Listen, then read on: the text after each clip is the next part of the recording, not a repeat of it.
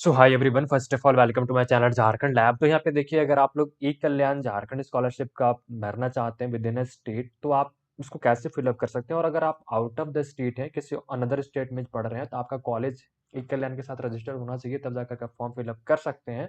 ठीक है, तो वो भी प्रोसेस मैं थोड़ा सा बता दूंगा, बाद बाकी वो प्रोसेस आपका स्कूल और कॉलेज करेगा रजिस्ट्रेशन का। तो आप लोग को गूगल पे सर्च कर लेना है, ठीक है, झारखंड लैब। ठीक है, झारखंड लैब पे आइए, फर्स्ट वाले लिंक पे ओपन कीजिए। फर्स्ट वाले लिंक पे आने के बाद आप लोग नीचे स्क्रॉल कीजिएगा नीचे। अगर आप फोन डिवाइस में कर रहे हैं तो फोन डिवाइस में ये कैसा दिखेगा, बाद बाकी अगर आप फोन से फिलअप करना चाहते हैं तो वो भी कर सकते हैं। तो फोन डिवाइस में आपको नीचे स्क्रॉल करनी है, नीचे स्क्रॉल करनी है, आंसर की के ऊपर आपको स्कॉलरशिप का ऑप्शन मिलेगा, तो स्कॉलरशिप के ऑप्शन पर आपको क्या कर देनी है, क्लिक करनी है।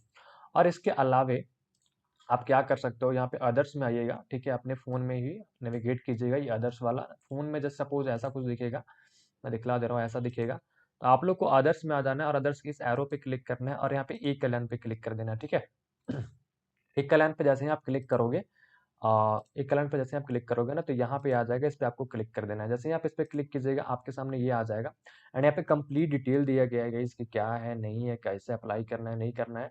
जैसे कि अभी 20 मार्च आपका लास्ट डेट है। मैं आपको बता दूं कि अगर आप ये डेट हो सकता है बढ़ जाए, तो एक चीज़ का ध्यान रखिएगा, वीडियो को आप कभी भी देख रहे हैं ना, प्रोसेस ऑलवेज सेम रहा है, तो आपको कभी भी मतलब दूसरी वीडियो या फिर ऐसा ओल्ड हो जाए वीडियो, तो ऐसा नहीं सोचिएगा कि पुराना अपडेटेड नहीं है। तो मतलब कभी भी आप इसको इस सारे प्रोसेस को फॉलो कर सकते हैं। आपका मिनिमम जो इनकम होना चाहिए बीसी वन और बीसी टू का, यानी तो 1.5 लाख, और एस सी एस टी का 2.5 लाख, इतना आपका इनकम सर्टिफिकेट है, तो आप अपना अप्लाई कर सकते हैं। एंड किनको कितना स्कॉलरशिप का टाइप मिलेगा वो यहाँ पे दिया गया है, आप देख सकते हो आकर के यहाँ पे। ठीक है, आप कौन से ग्रुप में आ रहे हो, आपका यहाँ पे ग्रुप मेंशन्ड होगा, तो आप यहाँ पे उस ग्रुप के अकॉर्डिंग अपना स्कॉलरशिप चेक, पेमेंट डिटेल यहाँ पे चेकआउट कर सकते हो। ठीक है, उसके अलावा आप लोगों को मैं बता दूं कि यहाँ पे सारे लोग अप्लाई कर सकते हैं, क्लास 11 से लेकर के अबव जितने भी हैं। ठीक है, चाहे आप विद इन स्टेट हो, स्टेट में हो, कुछ भी हो। तो सिंपली आप लोग को नीचे स्क्रॉल करनी है, यहाँ पे सारे डॉक्यूमेंट्स क्या क्या लगेंगे, तो आपको डॉक्यूमेंट्स लगेंगे, फोटो आपका latest, caste certificate, income certificate, residential, previous year marksheet, bonafide, bank passbook and scan application form.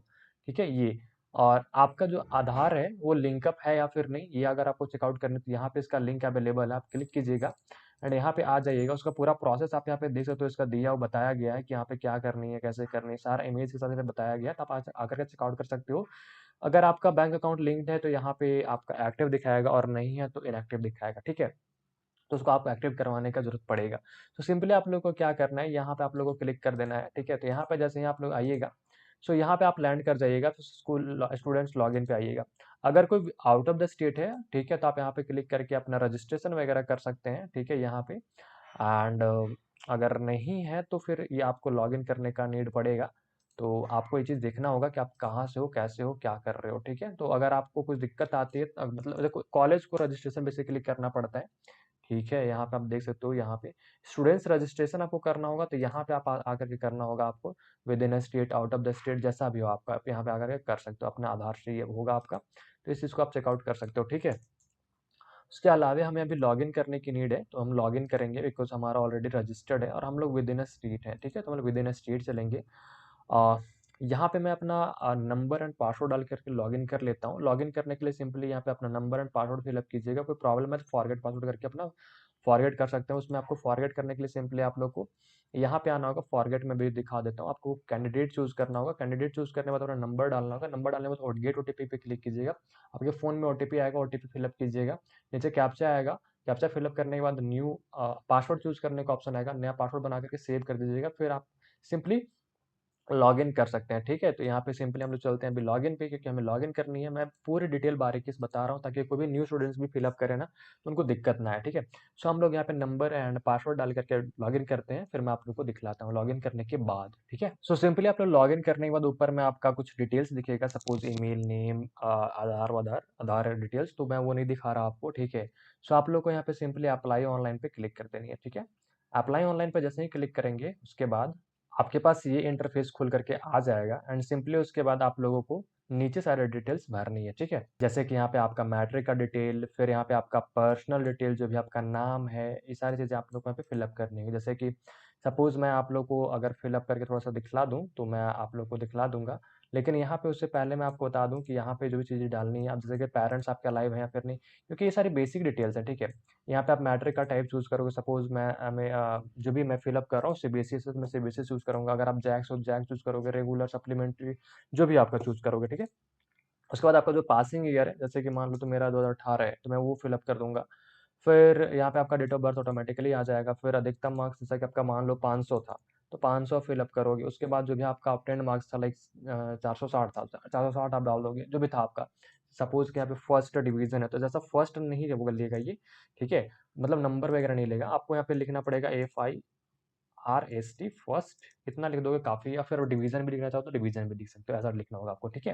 उसके बाद आपको यहाँ पे अपना नेम ऑटोमेटिकली आ जाएगा। यहाँ पे लिखना है फादर अलाइव और नॉट, अगर मेरे आपके पापा हैं तो ठीक है, यस करना, आप नहीं है तो नो कर देना, ठीक है? उसके बाद फादर इज अलाइव और नॉट, तो यहाँ पे यस करना। मेरे सारे हैं तो मैं सारे में यस, मतलब मैं अपने पेरेंट्स के साथ नहीं रहता सपोज की, तो मैं यहाँ पे नो कर दूंगा। अगर आप भी नहीं रहते हो तो कर देना, और अगर आप रहते हो तो फिर यस करना, ठीक है?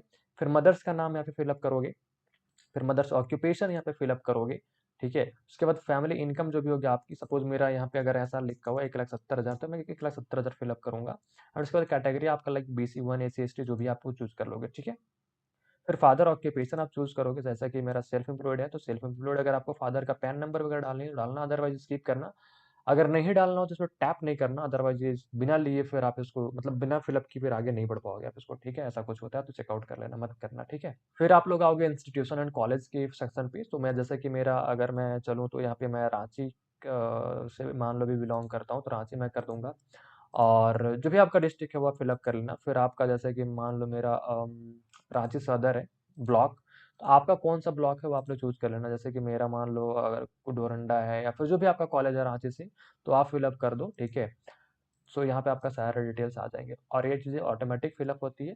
अब कॉलेज एडमिशन नंबर में होता है कि आप चाहो तो अपने कॉलेज का कोई स्पेसिफिक एडमिशन नंबर मिला तो वो फिलअप कर दो, अदरवाइज अपना आपका कॉलेज का रोल नंबर, क्लास का रोल नंबर बेसिकली वो फिलअप करना होता है। फिर आपका आपने पेमेंट कब किया था वो आपको यहाँ पे देना होता है कॉलेज एडमिशन डेट में, ठीक है? तो यहाँ पे जैसे कि मान लो जो भी हमारा है तो वो हम लोग यहाँ पे फिलअप कर देंगे, ठीक है? मैं आपके सामने सारी चीज़ें फिलअप कर दे रहा हूँ गाइस, ताकि आपको कोई दिक्कत ना आए फिलअप करने में। फिर कोर्सेज़ में सपोज़ यहाँ पे जो भी आपका है वो आप फिलअप कर दोगे। मान लेते हैं यहाँ पे मेरा MCA है तो मैं MCA कर दूँगा, या फिर आपका जो भी स्पेसिफिक कोर्सेज़ है वो आप चूज़ कर लेना।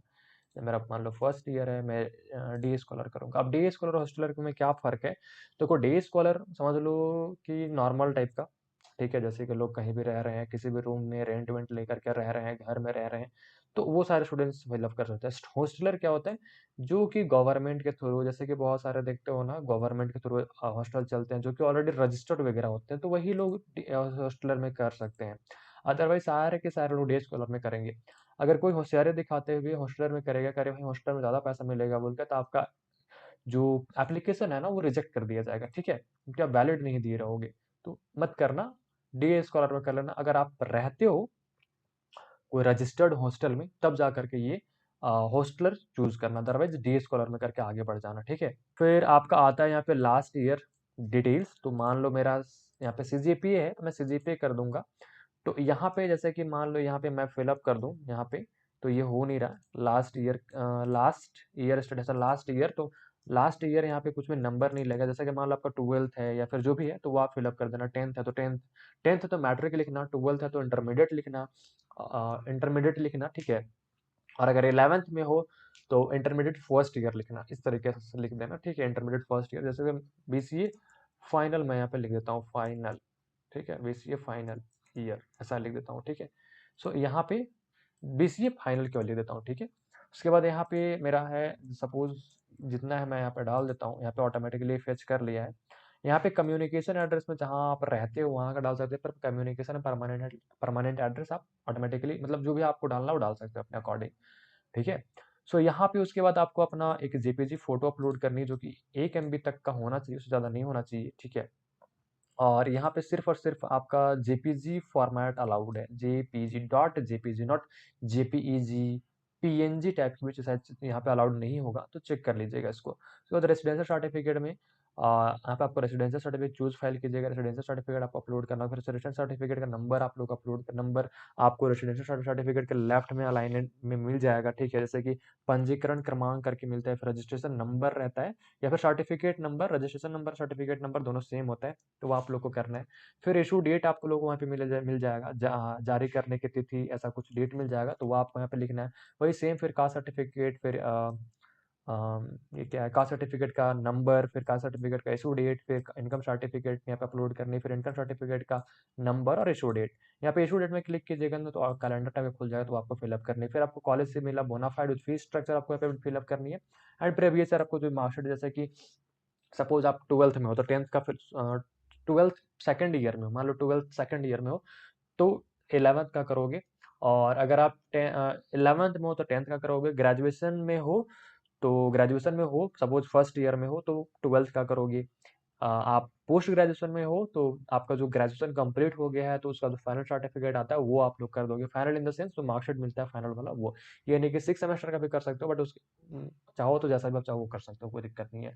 फिर आपको कैप्चा डाल करके प्रीव्यू कर देना है, मैं वो आपको दिखला दूंगा अभी, ठीक है? यही सारे डिटेल्स फिलअप करने के बाद। So I filled all the information which is required. Okay, फिर मैं यहाँ पे कैप्चा डाल रहा हूँ। एंड नाउ मैं 185240, हाँ अब मैं प्रीव्यू कर देता हूँ इसको।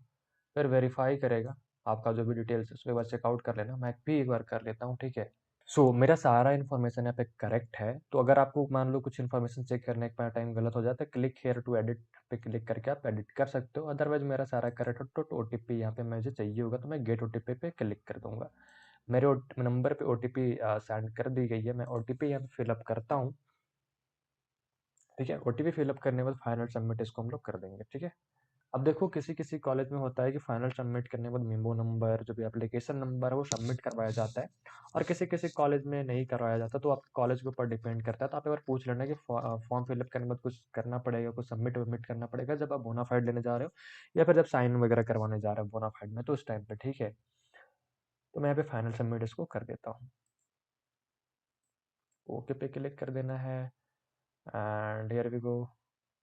यहाँ पे हमारा एप्लीकेशन नंबर जनरेट होके आ गया, मैं इसको कॉपी कर लेता हूँ एंड मैं इसको अपने पास रख लेता हूँ, ठीक है? उसके बाद आपको जो है ना वो आप प्रिंट आउट करवाना होगा। प्रिंट करवा करके फिर मैं क्या प्रिंट करना है वो मैं आप लोग बता रहा हूँ, ठीक है? तो हमारे पास प्रिंट का ऑप्शन आ गया, आप यहाँ पे देख सकते हो, ठीक है? तो आपको क्या करना है ना, प्रिंट नहीं आ रहा है ऑप्शन तो आपको एक बार log out and log in करना है 5 मिनट के बाद, या फिर जस्ट तुरंत भी करोगे तो आ जाएगा, ठीक है? आप यहाँ पे देख सकते हो कि प्रिंट करना है। अगर आपको कुछ एप्लीकेशन में एडिट करें तो एडिट भी कर सकते हो जब तक डेट है। कुछ डॉक्यूमेंट्स में प्रॉब्लम है तो वो भी अपलोड यहाँ पे कर सकते हो। मुझे इन दोनों में कोई प्रॉब्लम नहीं, मुझे प्रिंट करने तो मैं सिंपली प्रिंट पे क्लिक करूंगा यहाँ पे, ठीक है?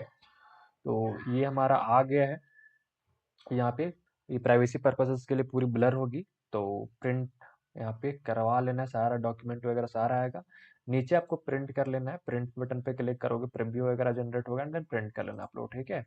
तो इस तरीके से आप प्रिंट भी इसे कर सकते हो।